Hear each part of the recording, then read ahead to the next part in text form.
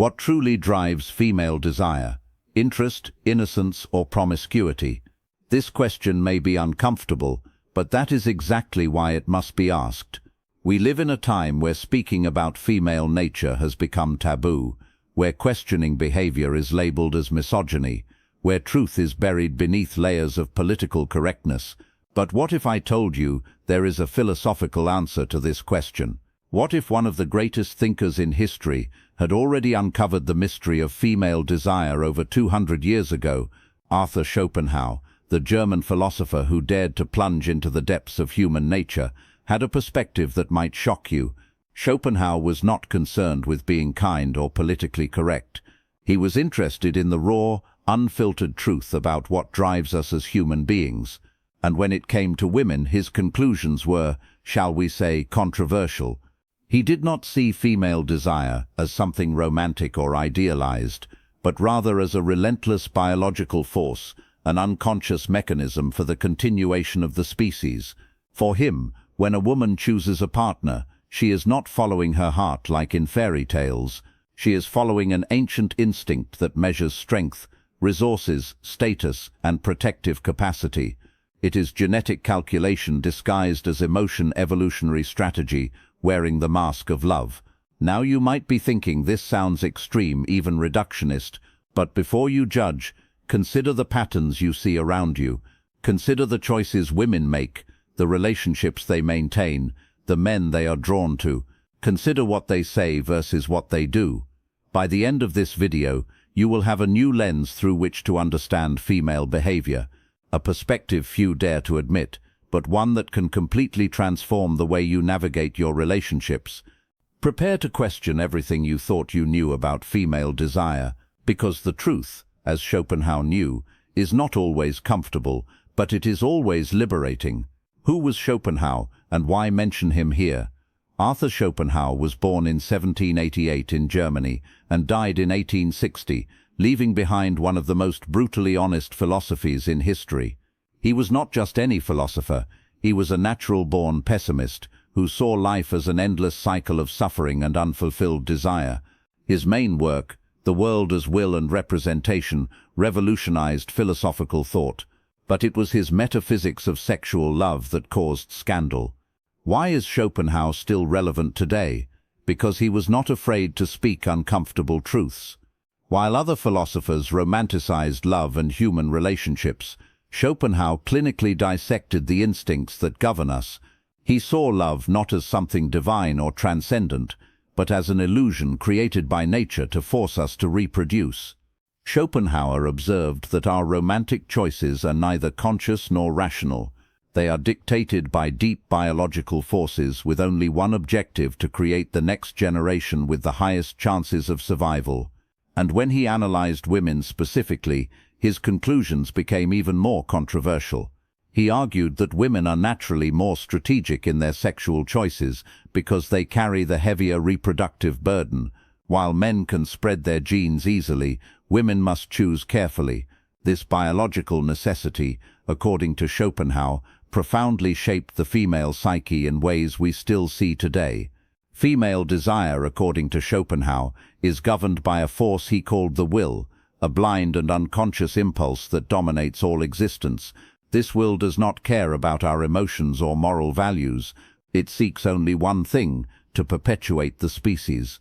And in women, this force manifests in particularly sophisticated ways. Schopenhauer argued that when a woman feels attracted to a man, she is not simply falling in love. She is unconsciously evaluating his genetic potential. Her primitive mind is asking, can this man provide strong genes for my children? Can he protect me during pregnancy? Does he have resources to support our offspring? This evaluation happens in microseconds without any rational awareness. A woman may think she is being romantic, but her biology is being strategic. She may believe she is following her heart, but she is following an evolutionary program millions of years old. Schopenhauer wrote, "Love is an illusion that nature uses for its own ends." To him, when a woman says, "I love you," what she is really saying is, "You meet my reproductive needs." When she says you're special, she is saying you have the genes and resources my biology approves of. This view may seem cold, but Schopenhauer insisted it was simply realistic. He observed that women consistently choose men with social status, financial resources or physical strength. Even when they claim to value other qualities, their actions reveal different priorities. The philosopher also noted that female desire is more complex than male desire.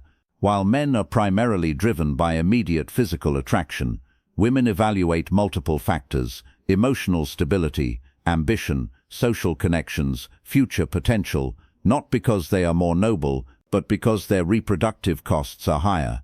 Schopenhauer even went so far as to claim that women are by nature destined to obey, not because they are inferior, but because their evolutionary strategy depends on securing protection and resources from dominant partners. To him, even what we call true love is an unconscious strategy of genetic selection. This perspective may sound controversial, but Schopenhauer argued that understanding these forces frees us from destructive romantic illusions. When we understand the true engines behind female desire, we can navigate relationships with more clarity and less disappointment. The gold digger, the calculated desire. The gold digger may be the most obvious manifestation of Schopenhauer's theories on female desire. She is the woman who consciously or unconsciously evaluates men based on their provider potential. It is not malice, it is biology in motion. Schopenhauer would argue that calling a woman a gold digger is like criticizing a bird for flying. It is her nature. The woman who seeks wealthy men, who prefers partners with elevated social status, who values financial stability over physical attraction, is simply following an ancestral instinct for survival. Look at the examples around us. The sugar daddy phenomenon is not a modern perversion. It is a clear, explicit version of a pattern that has always existed. Young, attractive women trade companionship and intimacy for financial security. Critics call this disguised prostitution, but Schopenhauer would see it as biological honesty. Female influencers flaunting luxurious lifestyles paid for by rich boyfriends are not exceptions. They are the norm made visible. They are doing in public what women have always done, leveraging attractiveness to secure resources and status. The only difference is that now it is broadcast live on Instagram. Marriages of convenience never disappeared. They simply became more sophisticated. The woman who rejects affectionate but poor suitors in favor of distant but successful men is operating under the same ancient principle: security over passion. Schopenhauer observed that this strategy is evolutionarily intelligent. Women who chose partners with resources had children who survived and thrived. Women who chose purely based on physical attraction often watched their children suffer. The modern gold digger is the descendant of the women who made smart reproductive choices. What is fascinating is how this strategy adapts to modern times. Today, a gold digger may not only seek money, she may seek men with large social media followings, with influential connections, with professional growth potential. The principle remains the same. Evaluate a man's value beyond physical appearance. Schopenhauer also noted something deeper. Gold-digging women often genuinely believe they love their wealthy partners. They are not cynical calculators. They are human beings whose emotions have been shaped by biological imperatives. They feel real attraction toward high-status men because they were programmed to feel it. The woman who confesses, "I can only fall in love with successful men," is not being superficial. She is being honest about how her biology operates. According to Schopenhauer, this honesty is more valuable than the romantic illusions that deny such realities. The promiscuous woman, liberation or instinct. The archetype of the promiscuous woman reveals a fascinating paradox in Schopenhauer's philosophy. On the surface, the promiscuous woman seems to contradict Schopenhauer's theory of careful partner selection. But a deeper analysis reveals that even female promiscuity can be a sophisticated evolutionary strategy. Schopenhauer saw sexual desire as a blind force that knows no morality. To him, the sexual impulse exists only to perpetuate the species, regardless of our social constructs about right and wrong. So when a woman exhibits promiscuous behavior, she is not being immoral. She is being governed by the same will that governs all of life. The difference is that the modern __ may simply be following a different strategy. While some women aim to secure one high-value partner, others maximize their options by maintaining multiple relationships. It is portfolio diversification applied to sexual selection. Look at how pop culture celebrates this archetype. Songs glorifying female sexual freedom. Films portraying women conquering multiple lovers. Influencers who turn flirting and seduction into a personal brand. All of this represents a new expression of ancient impulses. Schopenhauer would argue that the promiscuous woman is still being selective, but her criteria are different. She may be seeking genetic variety, testing different types of men to find the best reproductive material, or she may be using sexuality as a tool of power, controlling men through desire. The modern __ may also be exploring a freedom her ancestors never had. With modern contraceptives and financial independence, women can now separate sex from reproduction for the first time in history. This allows them to explore physical pleasure without the reproductive consequences that limited past generations. But Schopenhauer would warn even this liberation is an illusion. The will still operates. The woman who collects sexual conquests may believe she is being free, but she is still governed by deep biological forces. She may be satisfying a need for validation, proving her worth through the ability to attract partners. The paradox of the promiscuous woman is that she may be both the most free and the most enslaved by her instincts. Free from social conventions, yet enslaved by the biological need to be desired. Free to choose multiple partners, yet compulsive in her pursuit of sexual validation. Schopenhauer would see that the woman who rejects romantic love in favor of sexual freedom is still governed by the same force that governs the traditional woman. The will does not care whether you call it love or lust. It only wants you to reproduce. The innocent, deluded or strategic desire. The innocent woman represents the most complex archetype in Schopenhauer's analysis of female desire. On the surface, she appears to be the purest, the most romantic, the one who truly believes in true love. But is this innocence genuine, or is it the most sophisticated strategy of all? Schopenhauer deeply suspected female innocence. To him, women are naturally masters in the art of dissimulation. This is not a moral critique, but an observation on evolutionary adaptation. Women who were able to appear innocent while pursuing reproductive goals had more success than those who were too obvious in their intentions. The modern naive woman is the one who consistently falls for problematic men, who believes she can fix toxic partners, who is shocked when relationships end badly. Schopenhauer would argue that this innocence is strategic, not accidental. First, naivety attracts male protection. Men have a natural instinct to protect women who appear vulnerable. The woman who presents herself as fragile and in need activates this protective instinct, securing emotional and material investment from her partners. Second, naivety allows women to avoid responsibility for their choices. When a relationship fails, the naive woman can blame the man or the circumstances. She never has to confront her own patterns of choice because she was always deceived or manipulated. Third, naivety functions as a quality test.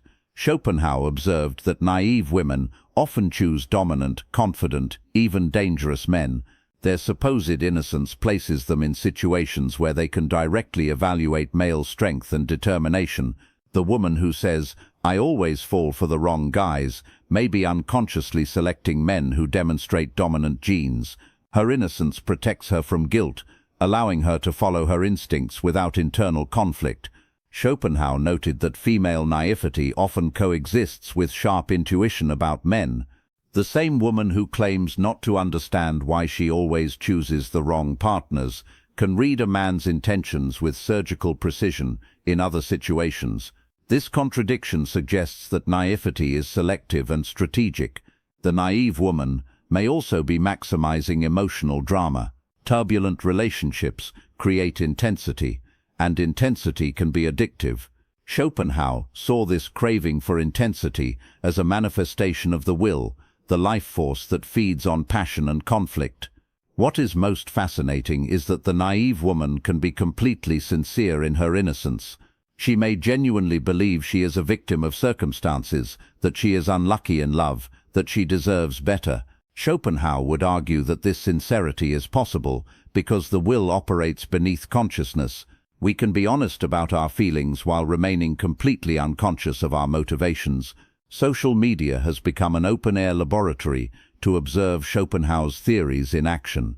Never before have we had such direct access to patterns of female behavior, and the results are surprisingly consistent with the German philosopher's observations. Recently, a Brazilian influencer went viral by sharing details of her relationship with an older businessman.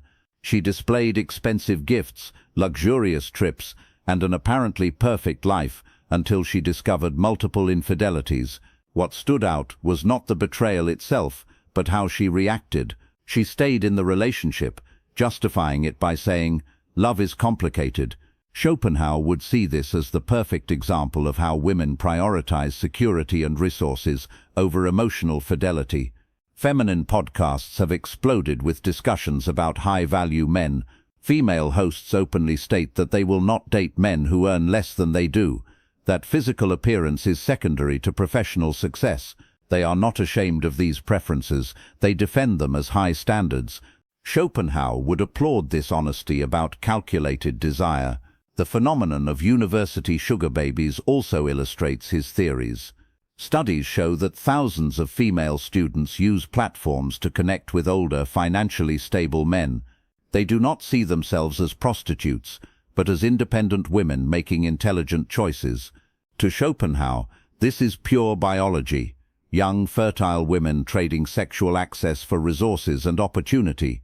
Even more fascinating are the cases where women expose infidelities on social media, posting screenshots of messages, compromising photos, dramatic confessions.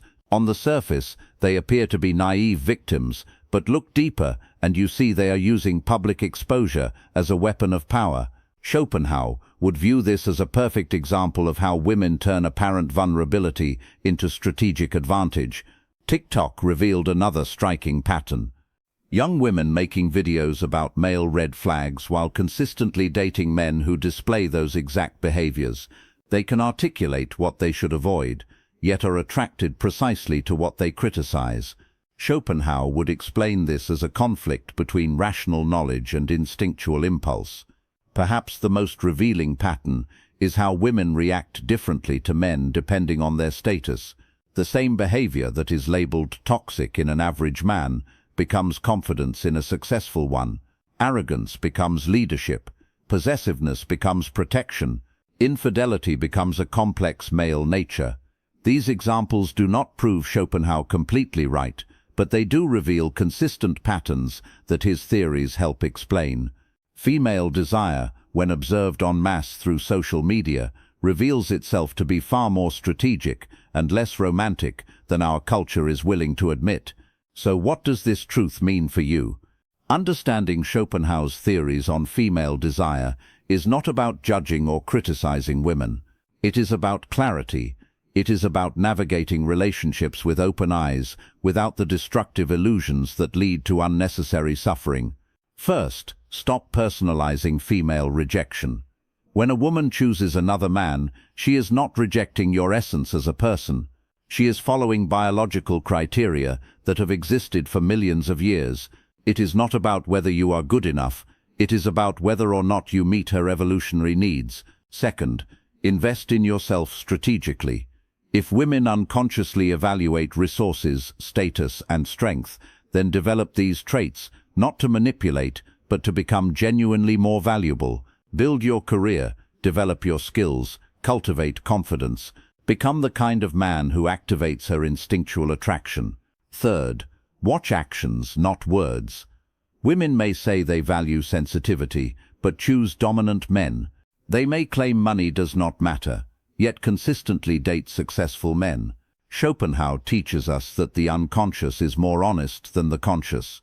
When you understand that much of female behavior is instinctive, not rational, you stop reacting emotionally to every action. You begin to develop the ability to respond strategically instead of reacting impulsively. In the end, use this knowledge to create more honest relationships. When you understand and accept female nature without judgment, you can build healthier dynamics. You can give women what they actually need: security, strength, leadership instead of what you think they want. Schopenhauer frees us from the romantic illusions that cause suffering, and this freedom allows us to build relationships based on a mutual understanding of human nature, not on unrealistic expectations of unconditional love or eternal passion. We return to the original question: what truly drives female desire, interest, naivety, or promiscuity? Schopenhauer's answer is both deep and disturbing. It is all of these and none of them at the same time. It is the blind will operating through sophisticated evolutionary strategies. The gold digger is not greedy. She is evolutionarily wise. The promiscuous woman is not immoral. She is exploring alternative reproductive strategies. The naive woman is not stupid. She is unconsciously strategic. They are all following biological programs that have ensured our species' survival. This is not a pessimistic view of women. It is a realistic view of human nature. Schopenhauer shows us that when we stop judging and begin to understand, we can navigate relationships with more wisdom and less suffering. True power lies in accepting these truths without bitterness. When you understand that female desire is governed by forces larger than personal preferences, you stop taking rejection as a personal insult. When you realize that women evaluate men based on evolutionary criteria, you can begin to develop yourself strategically. Schopenhauer gave us a lens to see through the romantic illusions promoted by culture. That lens may be uncomfortable, but it is liberating. It allows us to build relationships based on real understanding, not destructive fantasies. The truth about female desire is not beautiful, but it is powerful, and in the hands of men who have the courage to face it, this truth becomes a tool of transformation. Now I want to know, which archetype do you see most around you? The gold digger, the promiscuous, or the naive? Leave your opinion in the comments. Subscribe to the channel for more unfiltered philosophical content, and do not miss the next video where we explore Nietzsche's view of love as the greatest of human illusions. This